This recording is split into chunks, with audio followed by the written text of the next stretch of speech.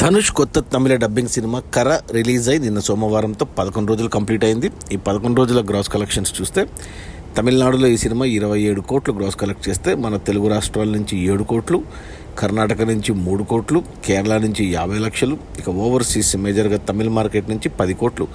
టోటల్గా 11 రోజుల్లో కర సినిమా 49 కోట్లు గ్రాస్ అయితే కలెక్ట్ చేసింది. ఈ 49 కోట్ల గ్రాస్లో థియేటర్లో రెంట్లు, గవర్నమెంట్ ట్యాక్సులు, ఖర్చులన్నీ పోను డిస్ట్రిబ్యూటర్ షేర్ వచ్చేసి 23 కోట్లు ఉంది.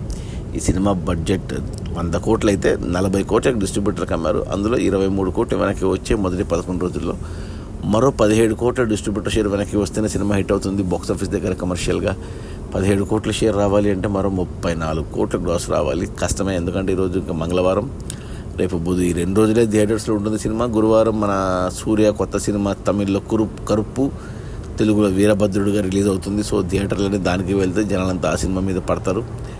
సో నాకు తెలిసి మన కర సినిమా 17 కోట్ల నష్టాలతో కమర్షియల్గా డిజాస్టర్. ఇక తెలుగు రాష్ట్రాల విషయానికి వస్తే ఈ సినిమా ఇప్పటివరకు తెలుగు రాష్ట్రాల్లో 7 కోట్ల గ్రాస్లో 3.5 కోట్ల షేర్ ఉంది. తెలుగులో సినిమా హిట్ అవ్వాలి అంటే 5 కోట్ల షేర్ రావాలి, ఇంకా 1.5 కోటి రావాలి, మరో 50 లక్షలు రావచ్చేమో. 1 కోటి నష్టాలు తెలుగులో కూడా సినిమా ఫ్లాపే. అది మన ధనుష్ కొత్త తమిళ తెలుగు డబ్బింగ్ సినిమా కర రిలీజ్ అయిన మొదటి 11 రోజుల్లో 49 కోట్లు, మరో 1 కోటి గ్రాస్ రావచ్చు. 50 కోట్లతో సినిమా రన్ కంప్లీట్ అవుతుంది. 17 కోట్ల నష్టాలతో సినిమా కమర్షియల్గా డిజాస్టర్. Okay, bye.